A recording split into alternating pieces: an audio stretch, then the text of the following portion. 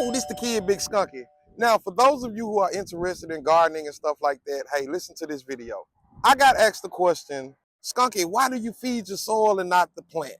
When you're trying to feed a plant, you're gonna lose every single time. Learn how to diagnose your plants. Learn how to look at the leaves and see that the plant is lacking something.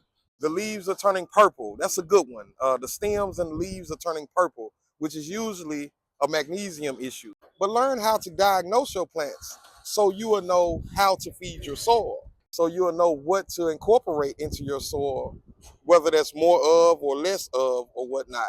The soil provides everything for the plant. All you have to do is feed your soil. This is why I focus on feeding my soil. Basically, I'm feeding the microbes that's in the soil. I want a high microbial life in my soil. I want a living soil is what we call it. I want my soil to be thriving with nutrients and alive and stuff like that. Remember this, every plant uptake nutrients at different stages in its life, during its plant cycle, life or whatnot, however you want to put that. So during the vegetative stage, this is what we're in right now. If you see those trees and stuff like that, they're in the vegetative stage. They're not focusing on flowering right now. They're not focusing on producing fruit or anything like that. So they're utilizing a lot of nitrogen and very little potassium and phosphorus and things like that. But by feeding your soil, you're providing all of the nutrients down into the ground. So the plant can uptake these nutrients when the plant is ready to uptake these nutrients. Now, a lot of people I see, it's not nothing against, anybody or anything like that. It's just the way that you was taught, the way that they explained it, other people have explained it to you, is that, hey, use these bottled nutrients right here. This right here will grow your plants big and healthy and strong, and they're going to explode with growth. And you use half of the bottle to grow this plant. Okay, that may be true. And yes, your plants will grow big and strong and tall, but it's pumped full of nitrogen. So when the plant goes into the fruiting stage, when it utilizes more phosphorus and potassium, hey, guess what? You got to go get a whole different type of chemical for this. So if you incorporate natural organic things into your soil and let this stuff break down over time, this stuff will already be in your ground. It would already be in your soil. You just constantly adding to it. What we call this is helping nature. We're providing things to nature to keep it thriving and keep it going.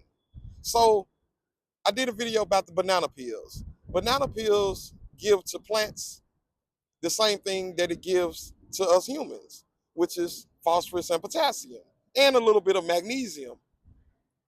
If I put those banana peels into my soil, over time, those microorganisms, banana peels break down very, very quickly, by the way, too. But those microorganisms help to compost that banana peel, along with the worms and other living things that's in your soil. And when they break this stuff down, they make the nutrients that was in that banana peel available for the plant to quickly uptake it. So this is why I feed my soil and not the plant, because trying to focus on the plant and feed your plants, you're going to either burn your plants up or you're going to be giving your plants the wrong nutrients at the wrong stages of its plant life. And then you're wondering, hey, Skunky, why my plant ain't growing? Well, it came about the soil, but it's so little and it didn't do anything, or it just fell over and died because you're not feeding your soil. You're trying to feed the plant, and you're feeding the plant the wrong things during the wrong stages of life, and the plant is yelling to you, hey, I'm not ready for that. You know what I'm saying? The plants will give you signs. So this is why I say focus on feeding your soil and not the plant, people. Plus, if you feed your soil, the next year and the years to come after that, especially if you do a no-till gardening, basically you're not tilling up the soil like you see that grass back there. Nobody's tilling that stuff up. Nobody's going out there turning over. Better yet, I give you a better one, a forest or any kind of wooded area close to your home or wherever you live. That ground is so fertile because nobody goes out there and digs. Nobody. This is a great example of a living soil. I'm sorry, I get excited when I get talking about this. But just think of a forest or the woods or whatever. Every single year, that stuff grows back bigger, greener, more lush, more healthier than it was the previous year.